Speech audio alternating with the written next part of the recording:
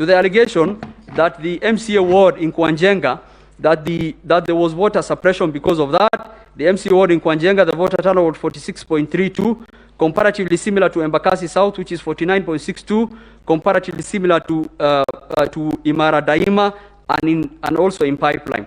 To that allegation, when you look at the comparative data, it's not a matter of hypothesis, it is not borne out by the data.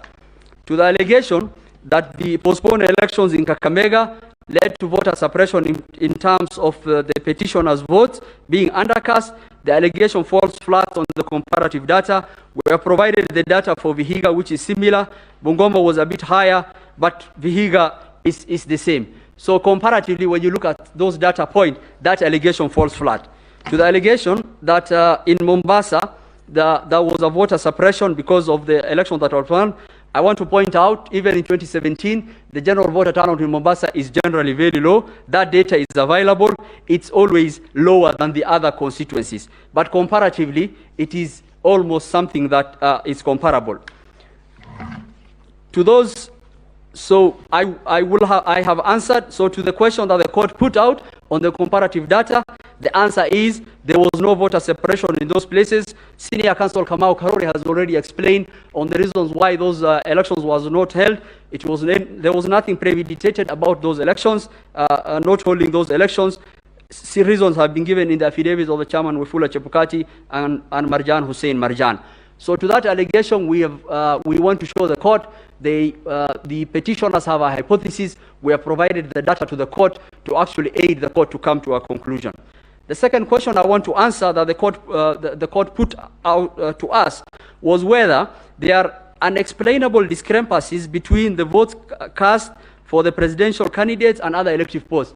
Indeed, if there was unexplainable discrepancies, is a grave issue, which we know. We will show through the data that we have provided to the court that the same is not true. In fact, we can account for each ballot. To just guide the court, refer to the affidavit of Moses Ledama Sunkuli, which is on record. We have provided the comparative analysis. In fact, what I did is we provided the 34C, the 37C, 38C, and 39C. Those are the forms for the governor, the senator, and the women rep. We tallied against the presidential. I want to refer the court to paragraph 36 of Moses Ledama's affidavit for the court to look at it. And if you do a tally, and we started with a tally for Senate, if you do a tally for the votes that were cast for the Senate, vis-a-vis, and that, Your Ladyship, that runs from page 13 of Ledama's affidavit up to page 15. And I just did the summary analysis, but there's a very big comparative table that I've put out there. If you do the analysis, you will come to the following conclusion. What is the voter difference between the senator and the presidential? 500 votes. The variance. And how do we account for those variants? So when you do the presidential like for like and the senator, you will get a difference of 22,801.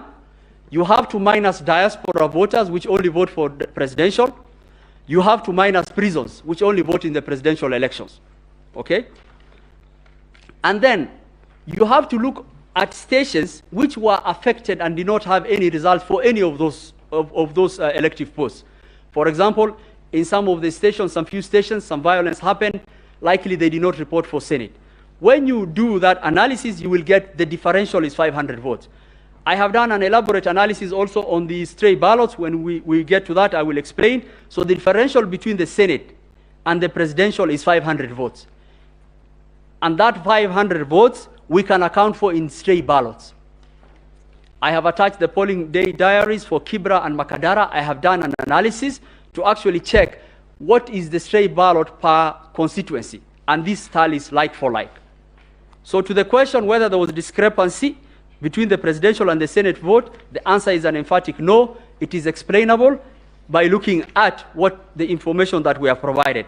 To the second question, whether there was a discrepancy between the women member of National Assembly for the women rep as compared to the presidential, I will tell the court to look at page 18, page 17 and 18 of Moses Ledama's affidavit.